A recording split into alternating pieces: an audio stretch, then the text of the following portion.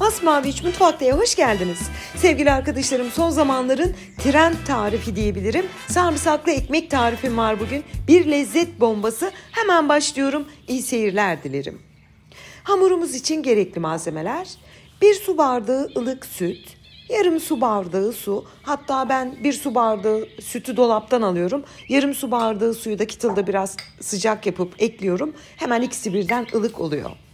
1 tatlı kaşığı tuz, 2 yemek kaşığı şeker ilave edelim. Kısa bir süre karıştıralım. 1 tane yumurta akı, 1 yumurta sarısını yüzeyine sürmek için kenara ayıralım. Ve 1 pakette toz mayamızı ekleyelim. Arzu ederseniz yarım paket yaş maya da olur. Şöyle bir karıştıralım. 1-2 dakika bekletin sevgili arkadaşlarım. Maya biraz yumuşasın. 1-2 dakikanın sonunda unumuzu ekleyerek hamurumuzu karıştırmaya başlayalım. Toplam un miktarı 3,5 maksimum 4 su bardağı kadar. Dikkatli ekleyin lütfen, hamurunuz orta yumuşaklıkta olsun, sert olmasın. O zaman poğaçanız çok iyi kabarmayabilir. Kabaca bir toparladım. Bu aşamada 75 gram tereyağımızı ilave edelim ve yoğurmaya başlayalım. Şöyle hemen size göstereyim. Yaklaşık 70-75 gram, 1 santim genişliğinde kesmiştim ben. İlave edelim, oda ısısında olsun ki yedirmeniz kolay olsun. Şimdi sevgili arkadaşlarım, biliyorsunuz bu tarz hamurlarda hep diyorum 5 dakika yoğurun. İlk başta elinize yapışacak, hamur böyle bir sağa sola yapışacak. Siz yoğurdukça özlenecek, gluten kendini salacak ve elimde gördüğünüz homojen, lastik gibi, sakız gibi, fıstık gibi bir hamurumuz olacak. Hemen size şöyle kıvamını da gösteriyorum. Çok güzel bir hamurumuz var. Orta yumuşaklıkta, ele yapışmayan, mayalanmaya bırakalım. Yaklaşık 1 saat kadar oda ısısında mayalanmaya bıraktım. Bakın sevgili arkadaşlarım, böyle bir güzellik olamaz. Çok güzel kabaran bir hamurdur. Ne tezgahı unluyoruz, ne elimizi una batırıyoruz. Hamur yapışmıyor. Şöyle elimizle kopararak biraz mandalinadan bir tık büyük bezelerimizi alarak hazırlayalım. Şekil vermek için bir tane bezeyi tezgaha alıyorum. Elimle basarak 10-12 santim çapında açıyorum. Rulo yaparak tekrar bezemizi şöyle biraz gevşek olarak saralım. Yine tezgahın üzerinde birazcık silindir yaparak uzatalım. Yaklaşık 20 santim. Şimdi ters eksenlere çevirerek bunu biraz burgu yapmış oluyoruz bu hareketimizle. Düğüm atıp bitiriyoruz. Bu kadar. Yani düğüm atın, o düğümün uçta çıkan kısmını ister alta saklayın, ister tam ortasına benim gibi yuvaya yerleştirip tepsiye alabilirsiniz. Tekrar gösteriyorum, gözünüzden kaçmış olabilir. 10-12 santim çapında açtım, rulo yaptım. Tekrar elimle biraz silindir olarak büyüttüm. Ters eksenlerini 2 elimle döndürüp düğüm atarak bitirdim. Bu yapmış olduğumuz hareket hamurun güzel kabarmasını, böyle kopardığınızda da tel tel açma gibi olmasını sağlıyor. Çok da orijinal bir şekli var.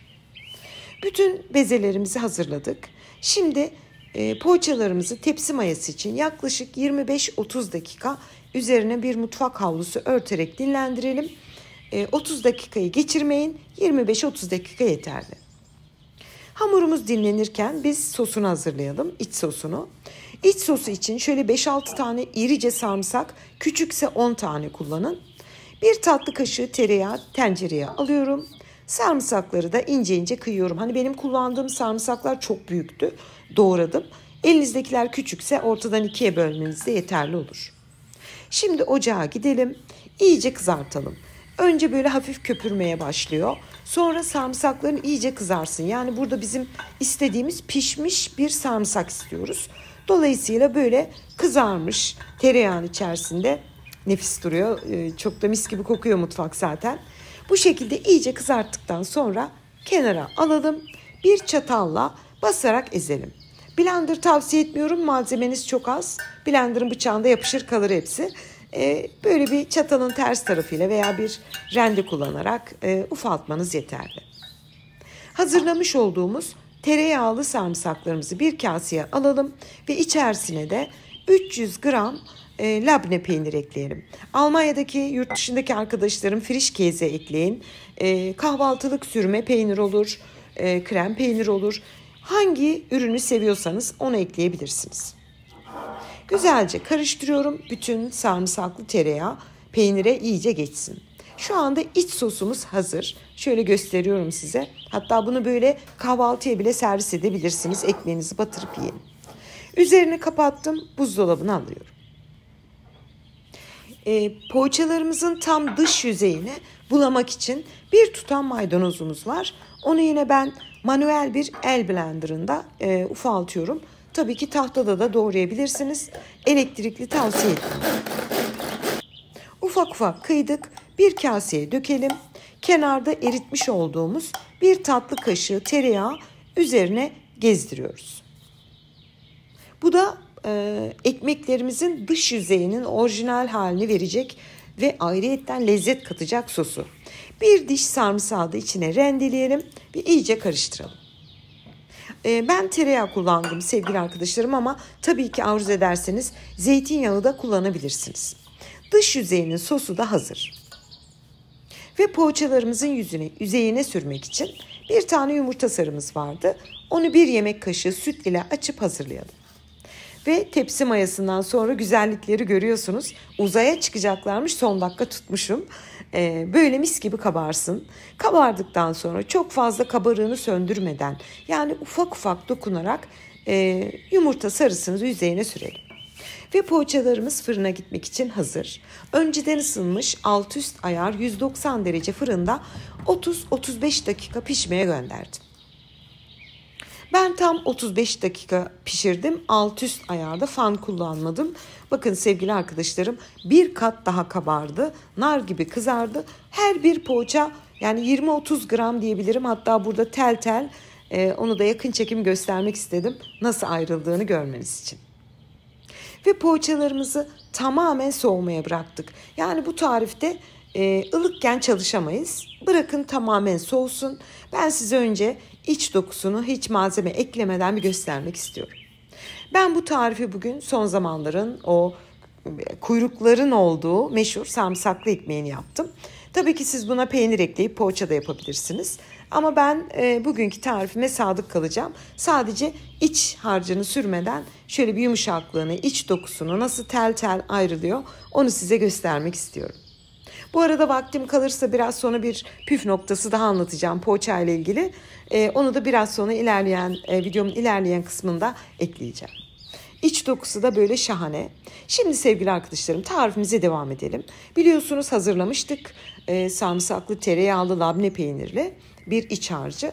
Her bir poğaçamızı, ekmeğimizi keselim. İçine hazırlamış olduğumuz sarımsaklı harcımızı sürelim ve kapatalım. Hemen anlatayım.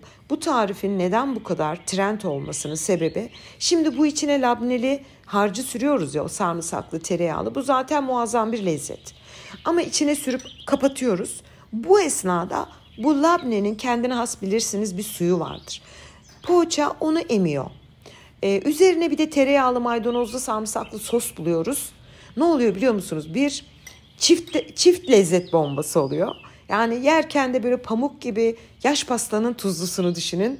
Öyle lezzetli bir güzellik. Ben yaptığımda misafirlerim gelmişti. Onlara servis ettim. Hatta birinin fırın sahibi çok bayıldılar, çok beğendiler. İnşallah sizlerden de çok istek alıyordu. Sizler de beğenirsiniz. Şimdi ben 3-4 tanesini sade bıraktım. Diğer kalanların hepsine labne peyniri komple sürdüm. Ve şimdi sevgili arkadaşlarım üzerine de hazırladığımız maydanozlu sosumuzu sürelim. Ama fırçayla olmuyor. Bakın o kıyıda köşede görüyorsunuz bir tane yapılmış var. İşte onu ben fırçayla denedim. Olmuyor. Malzeme boşa gidiyor. En iyisi elinizle sürün.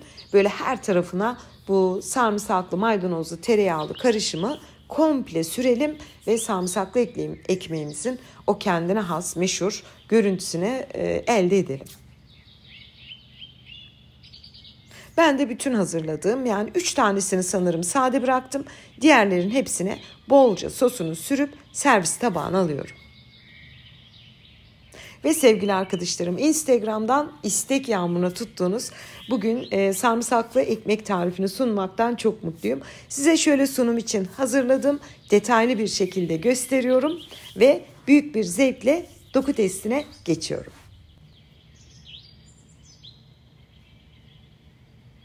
Sunumu çok güzel. Üzerine sürdüğümüz o maydanozlu harcı benim tereyağı kullanmamın sebebi, bilirsiniz tereyağı biraz bekleyince donar. Dolayısıyla yediğiniz vıcık vıcık böyle yağlı olmuyor. Ama zeytinyağıyla da yapabilirsiniz tabii ki. Bakar mısınız, kopardığım anda poğaça zaten incecik oldu. Çünkü poğaçamız puf puf. Labne peynirin suyunu da emiyor böyle biraz. Az önce biraz kameranın açısını ıskalamışım. Tekrar bir doku testiyle gösteriyorum. Çok lezzetli sevgili arkadaşlarım. Farklı bir şey istiyorsanız sunumlarınızda gerçekten muazzam bir lezzet. Bir de sizlerin isteklerini yerine getirince çok daha mutlu oluyorum. Bugün sizlere çok istediğiniz sarımsaklı ekmek tarifi hazırladım. Şimdiden yapacak tüm izleyicilerime afiyet, bal, şifa olsun diyorum. Yeni tariflerimde görüşmek üzere. Hoşça kalın.